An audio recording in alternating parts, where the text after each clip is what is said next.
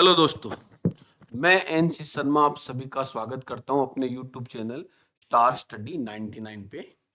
आज ध्यान रखना, हम संविधान का जो निर्माण हुआ था और उस संविधान के निर्माण के दौरान ध्यान रखना किस किस व्यक्ति को कौन कौन सी जिम्मेदारी दी गई, किस किस देश के संविधान से क्या क्या चीजें हमने ग्रहण करने का कार्य किया, उससे रिलेटिव कुछ इंपॉर्टेंट क्वेश्चन है, उनके बारे में आज हम चर्चा करने वाले हैं।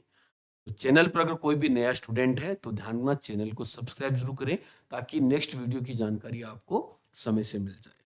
तो स्टार्ट करते हैं आज की अपनी कहानी। सबसे पहले जो आपके सामने जो क्वेश्चन नजर आ रहा है, क्वेश्चन है कि संविधान सभा का गठन किस योजना के तहत किया गया था। यानी कि कौन सी योजना थी जिसके तहत संविधान सभा का गठन किया गया था। पहला ऑप्शन है आपका कैबिनेट मिशन योजना, सेकंड है माउंटबेटन योजना, फिर आपकी क्रिप्स मिशन योजना और फिर है वेवेल योजना। ध्यान रखना, भारत के अंदर जुलाई 1946 के अंदर, जुलाई 1946 के अंदर अगर हम बात करें तो एक मिशन आया था। उसके अध्यक्ष का नाम था आपका पैट्रिक लॉरेंस नाम था पैट्रिक लॉरेंस नाम था। और वो सभी कैबिनेट मंत्री थे, इसलिए उसका नाम क्या पड़ा, आपका कैबिनेट मिशन नाम पड़ा। ठीक है। और इसी कैबिनेट मिशन की योजना के अनुसार अगर हम बात करें तो संविधान सभा का गठन हुआ था। तो यहां पर जो राइट आंसर आपका होगा वो ए होगा।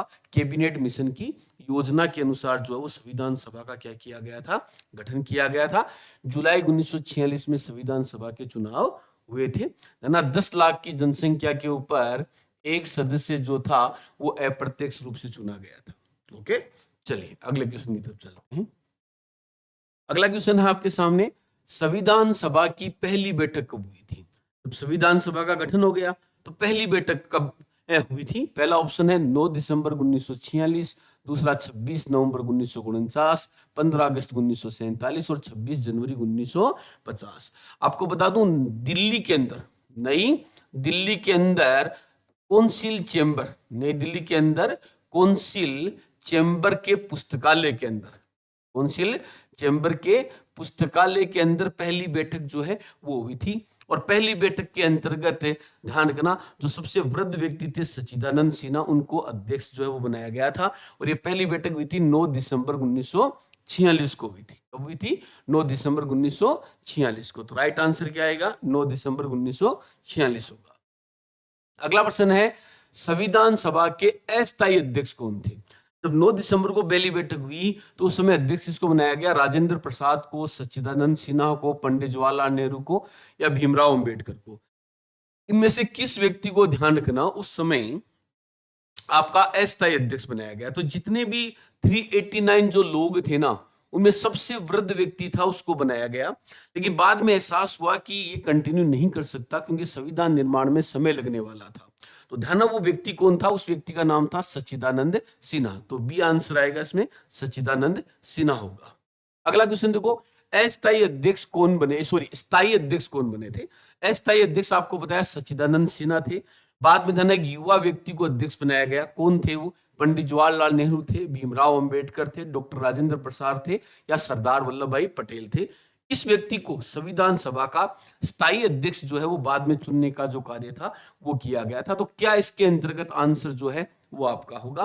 तो आप लोगों को बता दूं, यहां पर स्थायी अध्यक्ष बनाया गया युवा व्यक्ति को, और वो कौन थे? डॉक्टर राजेंद्र प्रसाद। तो राइट आंसर क्या होगा यहां पर? आपका सी जो है वो क्या होगा? राइट आंसर होगा आपका।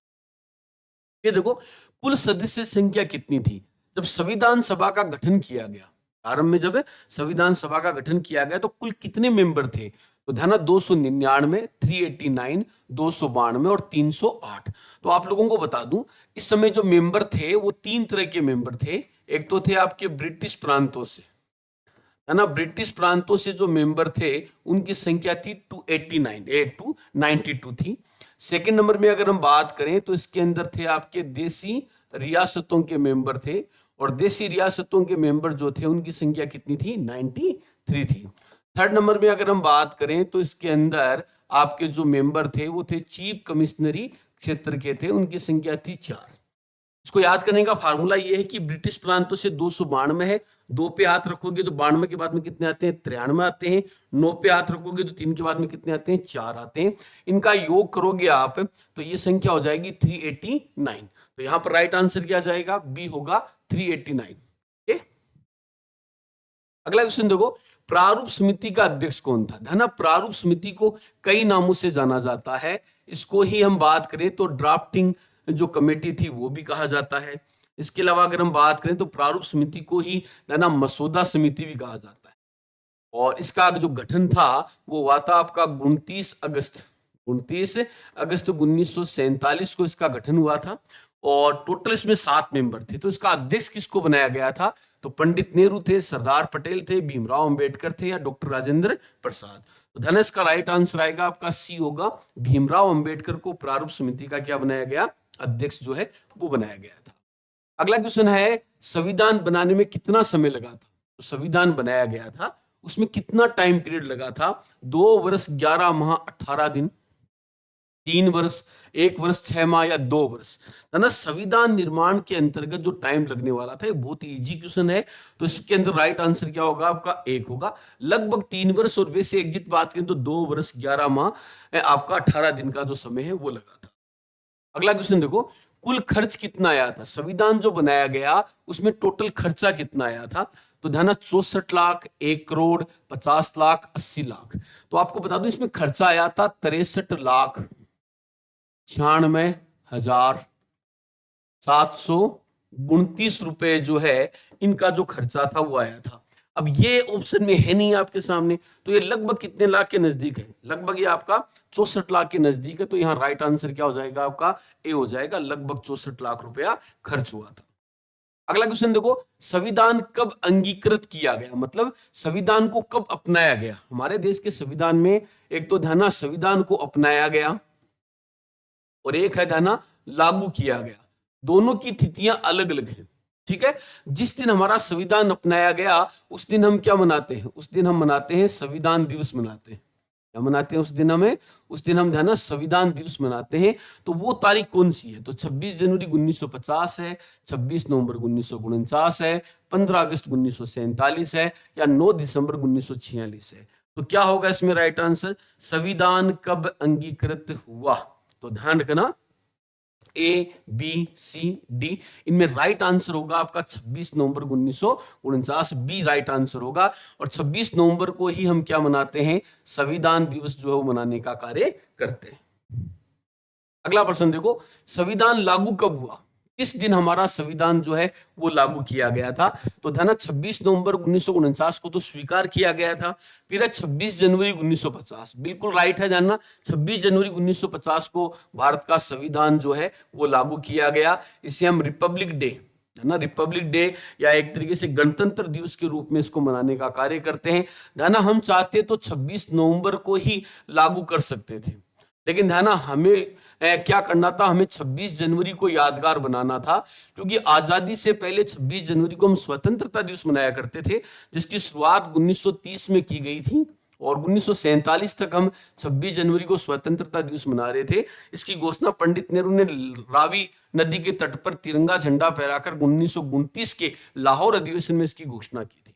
इसलिए इस दिन को यादगार बनाए रखने के लिए संविधान 26 जनवरी 1950 को लागू किया गया था। अगला प्रश्न है, समाजवादी व धर्मनिरपेक्षता कब जोड़े गए। हमारे संविधान में मूल रूप से समाजवादी और धर्मनिरपेक्षता शब्द नहीं थे, ना इन शब्दों को प्रस्तावना में जोड़ा गया। इसमें जोड़ा गया, प्रस्तावना में जोड़ा गया। 42वां अमेंडमेंट था, 44वां, 52वां या मूल संविधान के अंदर ये व्यवस्था थी आपकी। तो मूल संविधान में व्यवस्था तो नहीं थी ना। भारत का एक संशोधन है जिसे हम मिनी संविधान कहते हैं, इसको कहते हैं मिनी संविधान के नाम से इसको हम जानते हैं। और वो मिनी संविधान के नाम से जाना जाता है 42वें संविधान संशोधन को। तो राइट आंसर क्या आएगा आपका, 42वां संविधान संशोधन आएगा। फिर है हम भारत के लोग, इस शब्द का अर्थ क्या है ना, हम भारत के लोग यानी कि पब्लिक को यहां पर संबोधित करने का कार्य किया गया है। यह शब्द ध्यान हमने अमेरिका के संविधान से लिया है। अमेरिका के संविधान में था हम अमेरिका के लोग। अमेरिका के संविधान में क्या था? हम अमेरिका के लोग।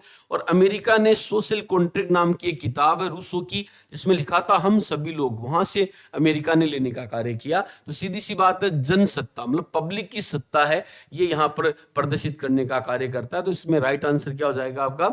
बी जो है वो क्या होगा आपका? राइट आंसर होगा। मौलिक अधिकार कहां से लिए गए? मूल अधिकार जो है ना, फंडामेंटल जो राइट है, वो कहां से लिए गए? यूके, यूनाइटेड किंगडम है, अमेरिका है, आयरलैंड है, कनाडा है। तो ध्यान, दुनिया में जिस देश ने सबसे पहले लिखित संविधान अपनाया, उसी देश से हमने मौलिक अधिकार लिए थे, जिनकी संख्या पहले 7 थी, वर्तमान में संख्या कितनी है? 6। बिल्कुल, अमेरिका, संयुक्त राज्य America, United state of America से इसको हमने लेने का कार्य किया है।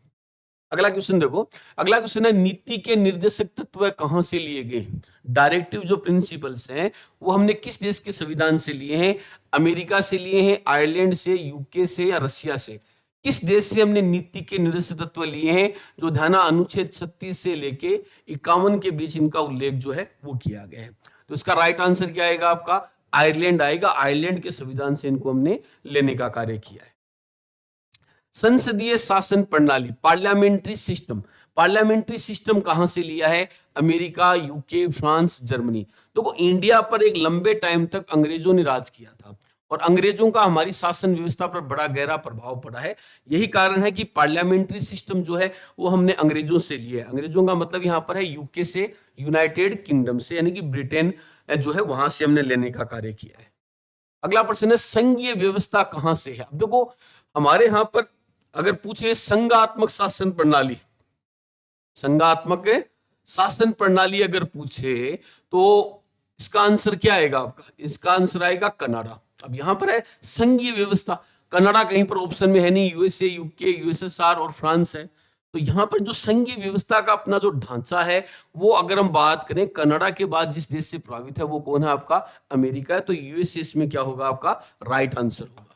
अगला क्वेश्चन है, न्याय, स्वतंत्रता और समानता, ये शब्द हमने किस देश के संविधान से लिए हैं? ध्यान, फ्रांस की क्रांति का आपने नाम सुना होगा। तो फ्रांस की क्रांति से ये सब जो है वो प्रभावित है। तो ये सब हमने कहां से लिए? फ्रांस की क्रांति से लेने का कार्य हमने किया है। तो इसमें राइट आंसर क्या होगा आपका? बी जो है वो क्या होने वाला है? यहाँ पर राइट आंसर जो है वो होगा। फिर संघ शक्ति समिति का अध्यक्ष कौन सा है ना? संघ यानी कि केंद्र से संबंधित जो शक्ति है, उसकी समिति का जो अध्यक्ष था वो किसको बनाया गया था? तो पंडित नेहरू था, पटेल था, अंबेडकर था, या डॉक्टर राजेंद्र प्रसाद था? कौन था इनमें? धना, जो संघ शक्ति था ना, संघ राज्य शक्ति और संघ शक्ति, इन दोनों की जिम्मेदारी हमारे देश के पहले प्रधानमंत्री को दी गई थी। हाँ, बिल्कुल आप सही सोच रहे हैं, पंडित जवाहरलाल नेहरू इसमें क्या होगा आपका? राइट आंसर होगा। ठीक है, आगे देखो। मौलिक अधिकार समिति का अध्यक्ष कौन था? मतलब मूल अधिकार जो हमने अपनाए थे, उस समिति से संबंधित जो अध्यक्ष था वो कौन था? ध्यान, तो फंडामेंटल राइट से संबंधित नेहरू जी थे, सरदार पटेल थे, अंबेडकर थे, या जेबी कृपलानी थे? ना, मूल अधिकार समिति है, प्रांतीय समिति है, ये जिम्मेदारी जो है वो भारत के पहले उप प्रधानमंत्री को दी गई थी, जो कौन थे आपके? सरदार वल्लभ भाई पटेल थे। तो राइट आंसर क्या आएगा? सरदार वल्लभ भाई पटेल होगा। ये देखिए, आज का अपना लास्ट क्वेश्चन है। क्वेश्चन है, संविधान किसने लिखा? यानी कि भारत का संविधान मूल रूप से, ध्यान करना, कौन सी भाषा में है? अंग्रेजी में है। किस व्यक्ति ने इस पूरे संविधान को हिंदी में अपने हाथों से लिखा था?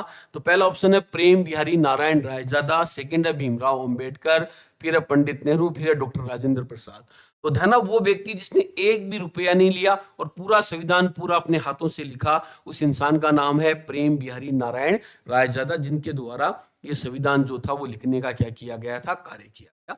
तो ये संविधान निर्माण से संबंधित कुछ 20 इंपोर्टेंट क्वेश्चन थे जो मैंने आपको करवाए, है ना। इसी प्रकार से लगभग टॉपिकों के मैं आपके सामने क्वेश्चनों की एक सीरीज लेकर आने वाला हूं। तो अपने चैनल से लगातार आप जुड़े रहिए, फिर आपको इस प्रकार के वीडियो लगातार मिलते रहेंगे। फिर मिलेंगे, तब तक जय हिंद, जय भारत।